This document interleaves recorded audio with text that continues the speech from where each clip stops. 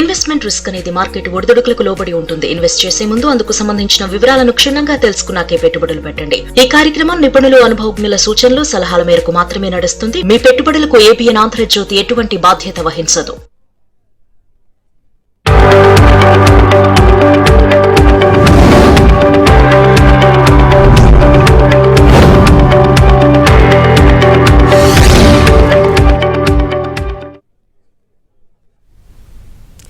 నమస్తే, welcome to ABN business news. దేశీయ stock market సూచీలు లాభాల్లో కొనసాగుతున్నాయి. సెన్సెక్స్, నిఫ్టీ లాభాల్లో ట్రేడ్ అవుతున్నాయి. Bajaj finance, Reliance, tech Mahindra షేర్లు లాభాల్లో కొనసాగుతుండగా ఇన్ఫోసిస్, హెచ్సిఎల్, సన్ ఫార్మా షేర్లు నష్టాల్లో ట్రేడ్ అవుతున్నాయి. ఇవాళ మార్కెట్ సంబంధించి అనాలిసిస్ అందించడానికి ప్రముఖ బిజినెస్ అనలిస్ట్ శేషు గారు మనతో పాటు లైవ్లో జాయిన్ అవుతున్నారు. వారితో మాట్లాడి మరిన్ని విషయాలు తెలుసుకుందాం. శేషు గారు నమస్తే అండి. నమస్తే అండి. సరే, ఇవాళ మార్కెట్ చూస్తూ ఉంటే ఎలా అనిపిస్తుంది? ఎక్కడ క్లోజ్ అయ్యేందుకు ఛాన్స్ ఉంటుంది అనుకోవచ్చు సార్?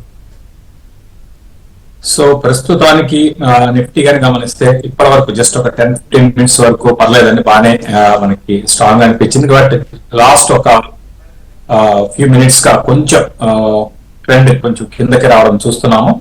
సో 26,211 దగ్గర ప్రస్తుతానికి నిఫ్టీ ఉంది. నేను కూడా పర్లేదండి, బాగానే ఇదే లెవెల్లో క్లోజ్ అయ్యే అవకాశాలు కనపడుతున్నాయి. అంటే 26,200 పైనే క్లోజ్ అయ్యే అవకాశాలు కనపడుతున్నాయి. ఓవరాల్ గా మనకి రీసెంట్ గా కొంచెం 26,000 బిలోకి, అంటే 25,600 దాకా వెళ్ళి మళ్ళీ బౌన్స్ అయింది నిఫ్టీ.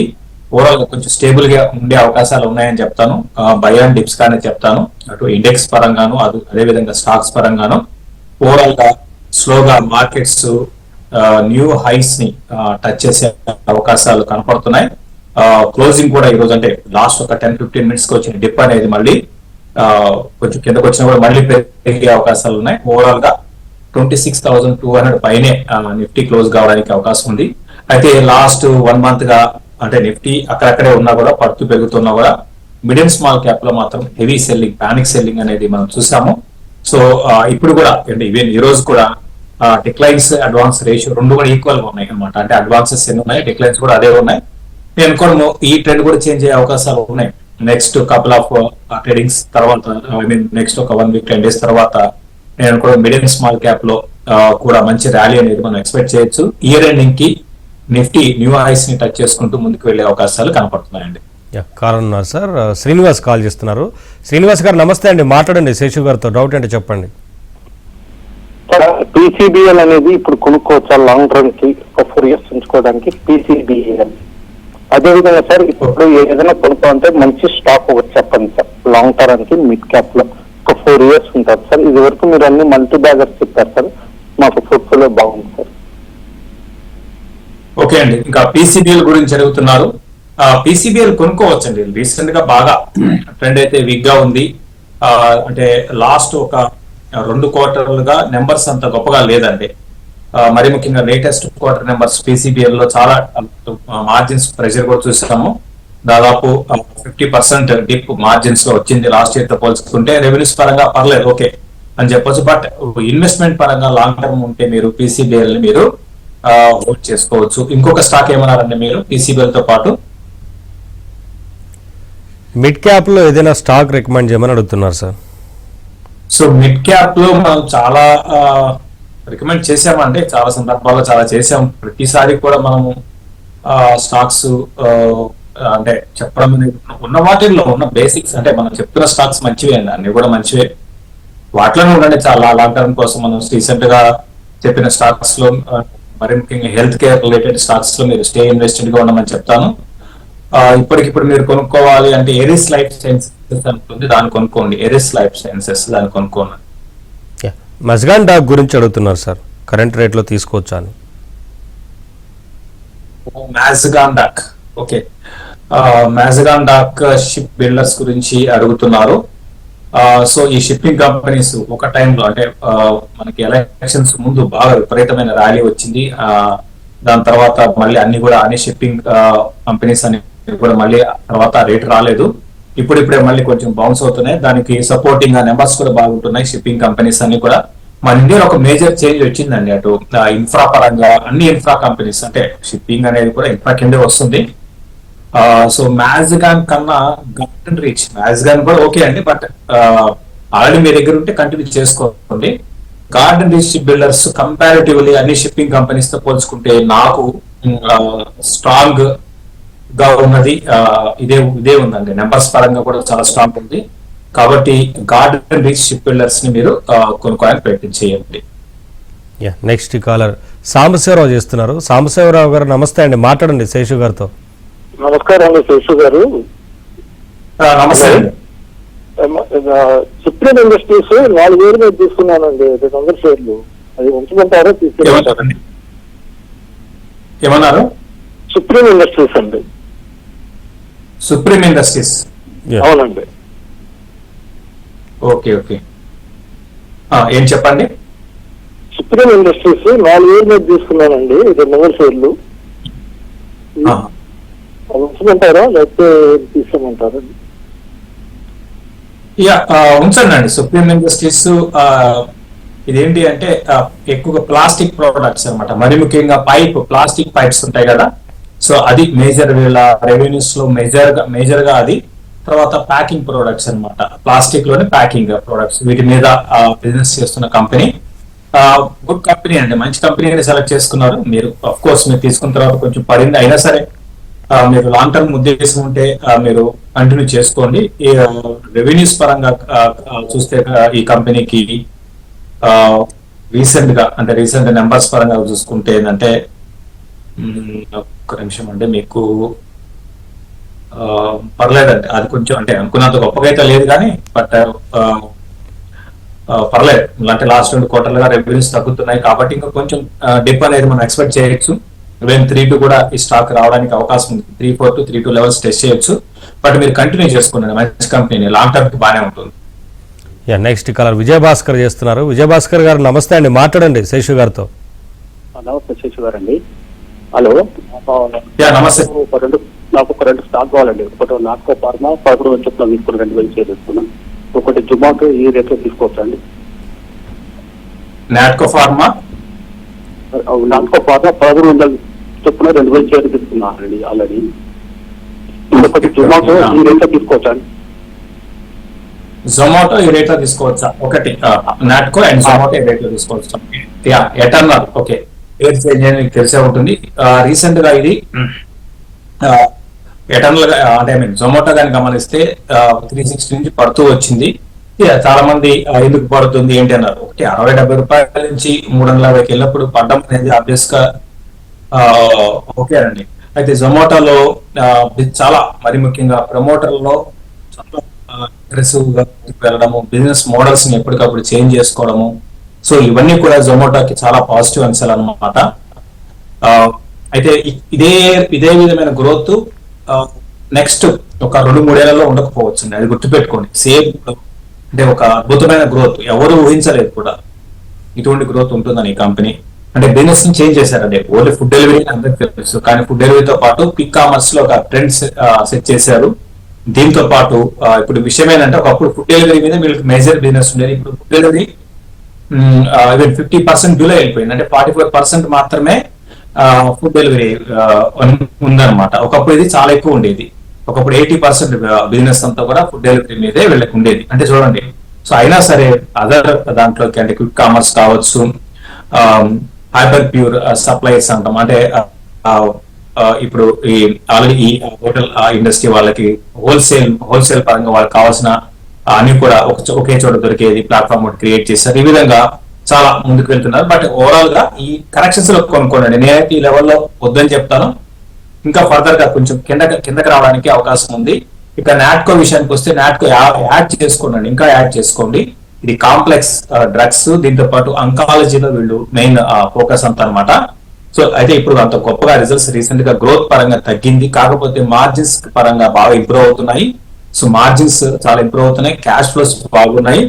నెక్స్ట్ ఒక 3-4 ఏళ్ళు దృష్టిలో పెట్టుకుంటే నాట్కో ఫార్మా మంచి రిటర్న్స్ మీకు ఎక్స్పెక్ట్ చేయొచ్చు. కాబట్టి కొనుక్కోండి, ఆల్రెడీ కొంటే ఇంకా కొనుక్కోండి. నెక్స్ట్ కాలర్ నరేందర్ చేస్తున్నారు. నరేందర్ గారు మాట్లాడండి శేషు గారితో. నమస్తే సార్. నమస్తే సార్, నా దగ్గర లారెస్ ల్యాబ్స్ 400 రూపీస్ లో 700 షేర్స్ ఉన్నాయి. ప్లస్ SMS ఫార్మా ఉన్నాయి సార్, ఒక 170 రేంజ్ లో ఒక 1500 ఉన్నాయి. ఇంకా యాడ్ చేసుకోవచ్చా ఈ స్టేజ్ లో? లారస్ ఒకటి, ఎస్ఎంఎస్ ఒకటి చెప్పంటారా? రెండు. ఓకే ఓకే అండి. ఎస్ఎంఎస్ ఫార్మాస్యూటికల్ అయితే మీరు ఎగ్జిట్ తీసుకోండి, ర్యాలీస్ లో ఎగ్జిట్ తీసుకుందండి. ఇక లారస్ విషయానికి వస్తే లారస్ ని కంటిన్యూ చేసుకోండి. లారస్ నాన్ స్టాప్ గా మనకు పెరుగుతూనే ఉంది. మంచి సెప్టెంబర్ క్వార్టర్ కూడా బ్రహ్మాండమైన రిజల్ట్స్ ఇచ్చారు. సో జూన్ క్వార్టర్ కూడా మనం చూసాము, మంచి రిజల్ట్స్ ఉన్నాయి. సో ఎందుకంటే వాళ్ళకి గతంలో కొంచెం రిజల్ట్స్ పరంగా కొంత మనకి డిప్ వచ్చింది. బట్ నేను మాత్రం లారస్ మీద పాజిటివ్ గా ఉన్నాను. అఫ్ కోర్స్ ఎక్స్పెన్సివే, but comparatively for example Divi labs కన్నా నేను లారస్ ల్యాబ్ మీద పాజిటివ్ గా ఉన్నాను. ఇంకా పడొచ్చండి, ఇక్కడ నుంచి కొంచెం పడొచ్చు. రేపు పొద్దున మార్కెట్ లో ఒక సెల్ ఆఫ్ లాంటిది ఏమైనా వస్తే ఆటోమేటిక్ గా పడుతుంది. బట్ లాంగ్ టర్మ్ కి కంటిన్యూ చేసుకోండి. ఎస్ఎంఎస్ లో మాత్రం ఆల్రెడీ కొంటే మాత్రం ప్రాఫిట్ బుక్ చేసుకోండి. Grow and Adani power sir entry price అడుగుతున్నారు.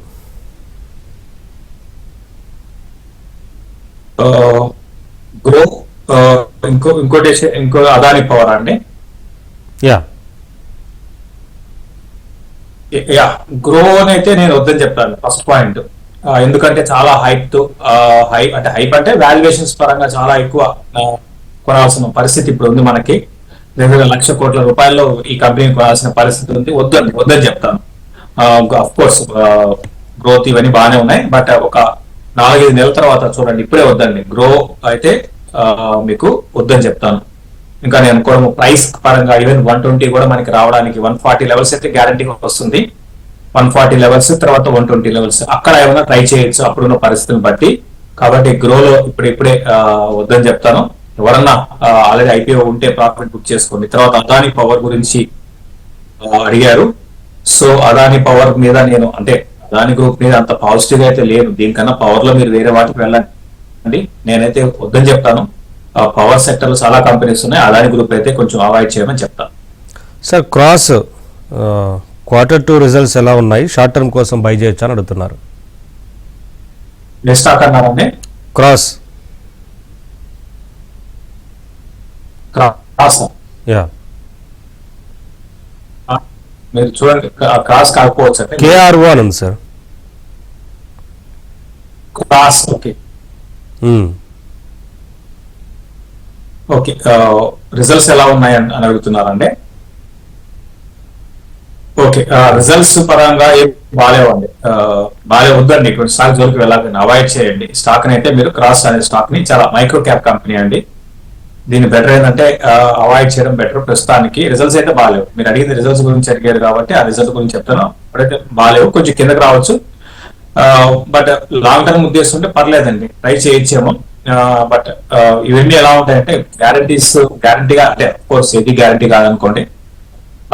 దీన్ని చాలా జాగ్రత్తగా కొనాలి. ఈవెన్ ఎగ్జిట్ కూడా చాలా ఇంపార్టెంట్. నెక్స్ట్ కాలర్ లక్ష్మి చేస్తున్నారు. లక్ష్మి గారు మాట్లాడండి శేషు గారు. హలో, నమస్కారం శేషు గారు. చాలా థ్యాంక్స్ అండి. మీరు నారాయణ వృధాలు అయ్యా చెప్పారు, నేను కొన్నాను. అది పెరిగింది. 800 కొన్నాను నేను. అది చాలా పెరిగింది. చాలా థ్యాంక్స్ మీకు శేషు గారికి. వెల్కమ్. చెప్పండి. పీజీ ఎలక్ట్రానిక్ కొన్నాను, చెప్పారు మీరు. 475 కొన్నాను. PG electronic.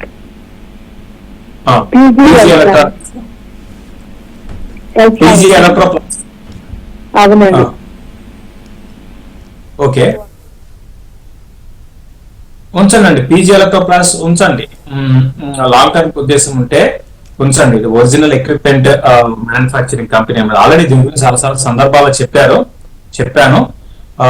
కాబట్టి మీరు ఉంచండి. రేపు పొద్దున మనకి ఏంటి అంటే ఇప్పుడు నెక్స్ట్ సమ్మర్ మనకి అంటే వింటర్ వచ్చాము. వింటర్ నుంచి మనం సమ్మర్ కి ఎంటర్ అవుతాం. ఈసారి సమ్మర్ అనేది చాలా ఎక్కువగా భారీగా ఉండే అవకాశాలు ఉన్నాయి. అంటే బాగా ఎండలు ఎక్కువ ఉండే అవకాశాలు ఉన్నాయి. సో లాస్ట్ సీజన్ పరంగా చూస్తే వీటికి అంటే ఈ ఏసీ రిలేటెడ్ కంపెనీస్ అన్నిటికి కూడా అటు బ్లూ స్టార్ కావచ్చు, లేకపోతే అంబర్ కావచ్చు, పీజీ కావచ్చు. పీజీ అండ్ అంబర్ ఏంటంటే ఇవి కాంట్రాక్ట్ మ్యానుఫ్యాక్చర్ అంటారు అనమాట. వీటికి మంచి ఫీచర్ ఉంటుంది. అది ఏ ఏసీ కొన్నా కూడా వీళ్ళే తయారు చేస్తారు. బట్ మీరు శాంసంగ్ కావచ్చు, ఇంకోటి ఏసీ కావచ్చు, గోద్రేజ్ కావచ్చు, తర్వాత వోల్టాస్ కావచ్చు. మెజారిటీ ఏసీ వాళ్ళు తయారు చేసేది వాళ్ళు తయారు చేయాలండి. వాళ్ళకి వీళ్ళు పీజీ ఎలక్ట్రోప్లాస్టో లేదా అంబరో లేకపోతే ఇట్లా కొన్ని కంపెనీస్ ఉన్నాయి అనుకోండి, కంటిన్యూ చేసుకోండి. లాంగ్ టర్మ్ కి పీజీని కంటిన్యూ చేసుకోండి. నెక్స్ట్ 6 నెలల్లో ఇది మంచి రిటర్న్స్ వచ్చే ఉన్నారు. శేషు గారు బసవయ్య కాల్ చేస్తున్నారు. బసవయ్య గారు మాట్లాడండి శేషు గారితో. హలో బసవయ్య గారు మాట్లాడండి. హలో హలో చెప్పండి. హలో హలో చెప్పండి చెప్పండి సార్. చెప్పండి. కోహెన్స్ లైఫ్ సైన్సెస్ లాస్ లో ఉన్నానండి. హలో చెప్పండి. హలో చెప్పండి. కోహెన్స్ లైఫ్ సైన్సెస్ లాస్ లో ఉన్నాను. ఓకే. అది ప్రమోటర్ స్టేక్ అంతా ప్లెడ్జ్ లో ఉందండి. ఏమన్నారు నాకు అర్థం కాలేదు. ప్రమోటర్ స్టేక్ ప్లెడ్జ్ లో ఉందా? అవునండి. ప్రమోటర్ స్టేక్ అంతా అమ్మేశారా? అవునా, ప్లెడ్జ్ లో తాకట్లో ఉందా? అవునవును, మీరు చెప్పింది కరెక్టేనండి. 100% ప్రమోటర్ స్టేక్ ప్లెడ్జ్ లో ఉంది. అదొకటి రీజన్ కాదండి. ఇది చాలా ఎక్స్పెన్సివ్ స్టాక్ అండి. దీన్ని నేను అవాయిడ్ చేయండి అని గతంలో చాలా సందర్భాలు చెప్పాను. దీన్ని ప్రమోట్ చేసిన వ్యక్తి మనకి ఎవరైతే ఉన్నారో జాస్తి వెంకట్ గారు దీన్ని అమ్మేశారు. అమ్మేసిన తర్వాత ఆయనకైతే మంచి బ్రహ్మాండమైన కంప్లీట్ ఎగ్జిట్ తీసుకున్నారండి. సో ఎగ్జిట్ తీసుకున్నారు. దాని తర్వాత ఇప్పుడు ఏంటి అంటే ఇప్పుడు ఫైనాన్షియల్స్ గొప్ప అంటే ఇప్పుడు సపోజ్ లేటెస్ట్ నెంబర్స్ కానీ చూసుకుంటే అది కూడా లాస్ట్ ఇయర్ తో పోల్చుకుంటే తగ్గాయి, రెవెన్యూస్ తగ్గాయి, ప్రాఫిట్స్ అయితే మోర్ దెన్ 50% తగ్గిపోయినాయి. జూన్ క్వార్టర్ ఒకటి బాగా వచ్చింది. ఇక్కడ నుంచి ఇంకా గ్రోత్ కూడా ఉండదండి. సో అందుకని ఏంటంటే మీరు స్టాక్ ని కొనే ముందు నేనైతే చాలా మందికి చెప్పాను. ఇంకా చెప్పాలంటే ఒకరికి చాలా హ్యూజ్ క్వాంటిటీ ఉంటే వాళ్ళు అంటే టీవీ ద్వారా కాకుండా పర్సనల్ గా నాకు కాల్ చేసినప్పుడు 1000 రూపీస్ ఆ టైంలో ఎగ్జిట్ చేయించానండి. ఇప్పుడు చూడండి అది 52 వీక్ లోకి వచ్చింది. ఇంకా ఫర్దర్ కూడా ఈ స్టాక్ లో మనకి కరెక్షన్ రావడానికి అవకాశం ఉంది.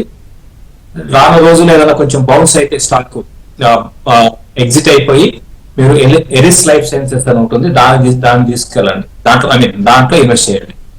నెక్స్ట్ కలర్ రవి చేస్తున్నారు. రవి గారు నమస్తే అండి, మాట్లాడండి శేషు గారితో. నమస్కారం సార్. నమస్తే, చెప్పండి సార్, ఫోర్స్ మోటార్ లాభాల్లో ఉన్నాను, హోల్డ్ చేయమంటారా? ఇంకొకటి డిక్సన్ టెక్నాలజీ ప్రజెంట్ రేట్ లో తీసుకోవచ్చా? ఫోర్స్ మోటార్స్ కంటిన్యూ చేసుకోండి. ఫోర్స్ మోటార్స్ కనుక మీకు లాంగ్ టర్మ్ ఉద్దేశం ఉంటే కంటిన్యూ చేసుకోండి. ఇక డిక్సన్ టెక్నాలజీస్ అనే విషయానికి వస్తే ఇది కోవిడ్ తర్వాత బాగా లాభపడిన కంపెనీస్ లో ఇది ఒకటి అండి. ప్రెసెంట్ రేట్ లో కాకుండా కరెక్షన్స్ లో కొనుక్కోండి. బాగా మీరు కరెక్షన్స్ లో కొనుక్కోండి. ఎక్కువగా డిక్సన్ టెక్నాలజీస్ ఏంటి అంటే మనకి కన్జ్యూమర్ అంటే ఒకప్పుడు కన్జ్యూమర్ ఎలక్ట్రానిక్స్ అసలు ఎలక్ట్రానిక్స్ కంపెనీ ఇది. అయితే దీని ఏంటంటే కోవిడ్ తర్వాత బాగా మన ఇండియాలో డొమెస్టిక్ దాని మీద బాగా ఎక్కువగా మనకి ఫోకస్ చేయడం గవర్నమెంట్ అంటే డొమెస్టిక్ అంటే ఇప్పుడు యూఎస్ లో ఎట్లా లోకల్ కంపెనీస్ కి మనం ఇవ్వాలని. సో దాంతో బాగా బెనిఫిట్ పొందింది. సో మన ఇండియాలో దాదాపు మీరు ఇంతకుముందు మనం అన్నట్టు అంబరు అవి ఏసీ తయారు చేస్తే వీళ్ళేంటి అంటే ఎక్కువగా ఎలక్ట్రానిక్స్ మరి ముఖ్యంగా ఫోన్స్ అండి. ఈ రోజు మనం చూస్తున్నాం 30,000 40,000 ఫోన్ అనేది కామన్ అయిపోయింది అనమాట. సో ఏ కంపెనీ అయినా సరే అదే మళ్ళీ మీరు ఫోన్ ఏది కొన్నా కూడా తయారు చేసేది మాత్రం డిక్సన్ వాళ్ళే చేస్తారు అనమాట. ఇది కూడా దీన్ని కూడా ఏంటంటే కాంట్రాక్ట్ మ్యానుఫ్యాక్చరర్ అంటారు. సో దీంతో పాటు కన్స్యూమర్ ఎలక్ట్రానిక్స్ అప్లయన్సెస్ లో కూడా ఉన్నారు. బట్ అది ఒకప్పుడు బాగుండేది, తగ్గింది. బట్ ఓవరాల్ గా మెజారిటీ ఇన్కమ్ అంతా కూడా ఫోన్స్ అంటే కొత్త ఫోన్లు మనం ఎక్కువ మంది కొంటుంటే ఆటోమేటిక్ గా దీనికి రెవెన్యూస్ పెరుగుతూ ఉంటాయి. అది గుర్తుపెట్టుకోండి. సో ప్రస్తుతానికి అయితే ఆగండి, కొంచెం కరెక్షన్స్ ఇందులో మనకి రావడానికి అవకాశం ఉంది. వచ్చినప్పుడు మీరు కొనుక్కోండి. ఫర్ ఎగ్జాంపుల్ మోటరోలా కానీ జియోమి కానీ వాళ్ళ ఫోన్ తయారు చేసేది మన ఇండియాలో డిక్సన్ వాళ్ళేనండి, అది గుర్తుపెట్టుకోండి. 14,000 అంటే బ్రేక్ అయినప్పుడు కొనుక్కోమని చెప్తానండి. 15,000 బ్రేక్ అవుతుంది, క్లోజర్ గా 14,000 ఆ లెవెల్లో కొనుక్కోమని చెప్తాను. నెక్స్ట్ కాలర్ వినయ్ కుమార్ చేస్తున్నారు. వినయ్ కుమార్ గారు నమస్తే అండి, మాట్లాడండి శేషు గారితో. నమస్తే సార్. హలో నమస్తే అండి. నమస్కారం. మాట్లాడమంటారండి? చెప్పండి. ఇది ట్రైడెంట్ ఒకటి అదాని విల్మార్ గురించి చెప్పండి సార్. ట్రైడెంట్ అయితే నేను వద్దని చెప్తానండి. అంటే లోగా ఉంటుంది, చాలా ఈక్విటీ, పెద్ద ఈక్విటీ అండి ఇది. దగ్గరగా మీకు చెప్పాలంటే 500 కోట్ల ఈక్విటీ అండి ఇది. సో అంత గ్రోత్ కూడా లేదు, పర్లేదు, స్లోగా ఉంటుంది. టైం వేస్ట్ అయిపోతుందండి అంతే, ఇంకేం లేదు. మీకు ఇక్కడి నుంచి బాగా పడదనుకో, బాగా భారీగా కూడా పడదు. బట్ ఏంటంటే స్లోగా ఉంటుంది, ఈక్విటీ పెద్దది, దానికి తగ్గట్టుగా రిజల్ట్ కూడా అంత అద్భుతంగా అయితే రాలేదు. పర్లేదు, ఓకే. తర్వాత ఇంకో స్టాక్ ఏమన్నారండి? ట్రైడెంట్ అండ్ కాల్ కట్ అయింది సార్. నెక్స్ట్ కాలర్ బాలకోట ఉన్నారు. బాలకోట గారు నమస్తే అండి, మాట్లాడండి శేషు గారితో. సార్ నమస్తే సార్. నా దగ్గర టాటా మోటార్స్ స్టాక్స్ ఉన్నాయి సార్. అది ఒక 10 years లాంగ్ టర్మ్ ఉంచుకోవడానికి ఉందాం అనుకుంటున్నాను. అవి అలా ఉంచుకోవచ్చా లేక ఏంటి అనేది మిమ్మల్ని అడుగుదామని సలహా చేసింది. ఓకే అండి. 10 years అని కాకుండా టాటా మోటార్స్ కానీ గమనిస్తారండి, మీరు ఉంచండి. 10 years అని కాకుండా ఎప్పటికప్పుడు మనం పరిస్థితిని బట్టి మనం మంచిగా వేసుకొని ముందుకెళ్ళం బెటర్. ఆటోమొబైల్ లో ఎలా ఉంటుందంటే, ఆటోమొబైల్ ఫ్రంట్ లైన్ కంపెనీస్ కాకుండా, అంటే లైక్ టాటా మోటార్స్ లేకపోతే M&M ఇవి కాకుండా ఆటోమొబైల్ ఖచ్చితంగా ఉండండి. నెక్స్ట్ డెకేడ్ అనేది ఆటోమొబైల్ ఇండస్ట్రీ అద్భుతంగా ఉంటుంది, అందులో డౌట్ లేదు. కాకపోతే ఈ ఫ్రంట్ లైన్ కంపెనీస్ కన్నా ఆటో యాన్సిలరీ కంపెనీస్ అంటాం, అంటే ఆటో పార్ట్స్ తయారు చేసే కంపెనీస్ ఉంటాయి, వాటిలో ఇన్వెస్ట్ చేయడం బెటర్. టాటా మోటార్స్ విషయానికి వస్తే మీరు లాంగ్ టర్మ్ కోసం కంటిన్యూ చేసుకోండి ప్రస్తుతానికైతే, బట్ ప్రాఫిట్ బుక్ చేసుకోండి. 10 ఏళ్ళని పెట్టుకోవాలండి, నెక్స్ట్ 2 మూడు పెట్టుకొని మీరు దానికన్నా ఆటో యాన్సిలరీ కంపెనీస్ మంచి కంపెనీని పట్టుకొని అందులో మీరు 5 ఏళ్ళు 6 ఏళ్ళు ఉండడానికి ప్రయత్నం చేయండి. నెక్స్ట్ కాలర్ శ్రీధర్ చేస్తున్నారు. శ్రీధర్ గారు నమస్తే అండి, మాట్లాడండి శేషు గారితో. సార్ నా దగ్గర ఫ్రంట్ 5,500 ఉన్నాయి సార్. అది ఏమన్నా అది ఆ రేట్ వస్తుందంట, లేకపోతే ఇప్పుడు ఏమన్నా కొద్దిగా యాడ్ చేసుకోవచ్చా, లేదా దాని మీద ఎగ్జిక్యూట్ అవ్వాలా అండి? తర్వాత విప్రో 280లో ఉన్నాయండి, దాన్ని ఏమైనా యాడ్ చేసుకోమంటారా? ఇంకా ఇంకోటి ఏమన్నారండి? విప్రో అండి, విప్రో 280లో ఉన్నాయి, దానికి ఏమైనా యాడ్ చేసుకోమంటారా? ఇంకా 280కి వస్తే మీరు ఎగ్జిట్ కాండి. ఫస్ట్ మీరు చేయాల్సిన పని ఏంటంటే, విప్రో 280కి వస్తే బ్లైండ్ గా ఎగ్జిట్ కాండి. ఓకే, పదే నేను చెప్తూనే ఉన్నాను, ఐటీ కంపెనీ జోలికి వెళ్ళకండి. మరీ ముఖ్యంగా విప్రో అనేది అన్నిటికన్నా వీక్ గా ఉంది. సో అది విప్రో గురించి. ఇక ట్రెండ్ విషయానికి వస్తే, అగైన్ ట్రెండ్ విషయంలో ఒకప్పుడు మనం దీన్ని పాజిటివ్ గా ఉన్నాము, బట్ లాస్ట్ ఒక 1 year 1.5 year కాషన్ చేస్తున్నాము. ఏంటి అంటే, ఈ ఆన్లైన్ సేల్స్, ఈ కామర్స్ అనేది చాలా ఫాస్ట్ గా గ్రోత్ చూస్తున్నాం. సో అప్పుడు ఏంటంటే ఇటువంటి రీటైల్ కంపెనీస్ కూడా కొంచెం ఎఫెక్ట్ అవుతుంది, బట్ నేను కూడా ట్రెండ్ బౌన్స్ అయ్యే అవకాశాలు ఉన్నాయి. సో నెక్స్ట్ ర్యాలీలో మీరు ఏంటి అంటే, ట్రెండ్ లో కూడా మీరు ప్రాఫిట్ బుక్ చేసుకోండి. మీకు 20% 30% కైండ్ ఆఫ్ రిటర్న్స్ వస్తే ఖచ్చితంగా ప్రాఫిట్ బుక్ చేసుకోమని చెప్తాను. యా, మహానగర్ గ్యాస్ గురించి అడుగుతున్నారు సార్, కరెంట్ ప్రైస్ లో బై చేయొచ్చు అని. యా, మహానగర్ గ్యాస్ విషయానికి వస్తే అండి, వద్దండి, నేనైతే వద్దని చెప్తాను. బట్ ఫ్యూచర్ పరంగా పక్కన పెడితే ఏంటంటే, గవర్నమెంట్ ఎప్పుడు ఏ నిర్ణయాలు తీసుకుంటుందో తెలియదు. సో దీంట్లో ప్లేయర్స్ ఒక 2-3 ఉన్నారు. ఫ్యూచర్ లో ఇంకా నెంబర్ ఆఫ్ ప్లేయర్స్ పెరిగే అవకాశాలు ఉన్నాయి. సో దాన్ని దృష్టిలో పెట్టుకొని చెప్తున్నాను, వద్దండి. ఇటువంటి రిస్క్ ఎందుకు? గవర్నమెంట్ సడన్ గా ఒక నిర్ణయం గతంలో ఆల్రెడీ తీసుకుందండి, ఒక చెప్పింది గతంలో కూడా. అంటే చాలా మంది ప్లేయర్స్ ఇందులో రావడానికి అవకాశం ఉంటుంది. మరీ ముఖ్యంగా ఇది ప్రైవేట్ కంపెనీస్ కి, మరీ ముఖ్యంగా అదానీ లాంటి వాళ్ళు దీంట్లోకి రావచ్చు. వచ్చినప్పుడు ఏమవుతుంది, ఈ మహానగర్ గ్యాస్ లేకపోతే ఈ ఇంద్రప్రస్థ గ్యాస్ ఇవన్నీ కూడా ఏంటి అంటే, ఇంద్రప్రస్థ అనేది ఢిల్లీ రీజన్ లో గ్యాస్ సప్లై చేస్తారు. మహానగర్ అనేది ముంబై రీజన్ లో ఈ ఇంటికి మనకి గ్యాస్ సప్లై చేసే కంపెనీ అండి. దీంతో పాటు ఆటోమేటివ్ సిఎన్జి కావచ్చు, పిఎన్జి కావచ్చు, ఈ విధంగా అనమాట. ఈ 2 ఉన్నాయి. దీంతో పాటు హోమ్ ఇండస్ట్రీస్ కి, తర్వాత మన ఇండ్లకి గ్యాస్ సప్లై చేసే కంపెనీ. కాబట్టి అంత బాగానే ఉందండి. ఫ్యూచర్ అంతా డెఫినెట్ గా ఇదే అవుతుంది. కాకపోతే నెంబర్ ఆఫ్ ప్లేయర్స్ పెరుగుతారు, అదొకటే కన్సర్న్. నెక్స్ట్ కలర్ లతా చేస్తున్నారు. లతా గారు మాట్లాడండి శేషు గారితో. నమస్తే అండి. నమస్తే శేషు సార్. నా దగ్గర ఓల్డ్ ట్యాంప్ ట్రాన్స్ఫార్మర్ 8050లో. హలో చెప్పండి లతా గారు. నా దగ్గర ఓల్డ్ ట్యాంప్ ట్రాన్స్ఫార్మర్స్ అండి 8050లో ఒక 20 షేర్స్ ఉన్నాయండి. నేను ఫర్దర్ గా యాడ్ చేసుకోవాలనుకుంటున్నాను. అలాగే ఎంత హై వచ్చే వరకు వెయిట్ చేయాలి, ఎక్కడ సెల్ చేసుకోవాలి అనేది తెలుసుకోవడం కోసం చేశానండి. స్టేజ్ ఇండస్ట్రీస్ తీసుకొచ్చండి. ఇంకొకటి ఓకే, చెప్తానండి. ముందు ఓల్డ్ ట్యాంప్ ట్రాన్స్ఫార్మర్స్ గురించి అడిగారు. ఎక్కడ కొనాలి, ఎక్కడ అమ్మాలి, అది మీ క్వశ్చన్. సో ఆల్రెడీ కొన్నారు, ఎంతవరకు వెళ్ళొచ్చు అని అడిగారు. సో ప్రస్తుతానికి మీరు ట్రెండ్ గాని గమనిస్తే అండి, మార్కెట్ లో మిడ్ అండ్ స్మాల్ క్యాప్ కి ఏమాత్రం అనుకూలంగా లేదండి, కంప్లీట్ గా అనుకూలంగా లేదు. ఓల్డ్ ట్యాంప్ ట్రాన్స్ఫార్మర్స్ ప్రస్తుతానికి అప్ ట్రెండ్ లో ఉంది, ఉంచండి. అంటే ఈ రోజు పడింది కానీ, బట్ ఉంచండి. నేను కూడా ఎగ్జాక్ట్ గా ఇక్కడ వరకు వెళ్తుందని చెప్పలేము, బట్ మీరు కంటిన్యూ చేసుకోండి. బట్ ప్రాఫిట్ కూడా బుక్ చేసుకోండి అండి. మీరు ట్రేడింగ్ లాగా ఎక్కువ ఉన్నట్టున్నారు ఆలోచన, కాబట్టి ప్రాఫిట్ బుక్ చేసుకోవడం కూడా మర్చిపోవద్దు. తర్వాత పేజ్ ఇండస్ట్రీస్ కంటిన్యూస్ గా డౌన్ ట్రెండ్ లో ఉంది. సో ఒకప్పుడు పేజ్ ఇండస్ట్రీ అంటే జాకీ బ్రాండ్ అన్నమాట. సో ఒకప్పుడు కానీ గమనిస్తే లీడర్స్ గా ఉండేవాళ్ళు, అయితే ఇప్పుడు కాంపిటీషన్ లో చాలా పెద్ద ఎత్తున కాంపిటీషన్ వచ్చింది కాబట్టి గ్రోత్ ప్రాస్పెక్టివ్ లో చూడాలంటే పెద్దగా ఉండకపోవచ్చు అండి. కాబట్టి పేజ్ ఇండస్ట్రీస్ ని ఇక్కడ నుంచి ఒక పుల్ బ్యాక్ ర్యాలీ రావచ్చేమో, అంటే ఒక 10% 15% ర్యాలీ వస్తే రావచ్చేమో. బట్ అట్లా కాకుండా ఒక లాంగ్ టర్మ్ వ్యూతో అయితే నేను వద్దని చెప్తాను. మేము ట్రేడింగ్ పరంగా కొని అమ్మే రేట్ కొనుక్కొని 10% కాదు 5-6% వస్తే గ్రేటర్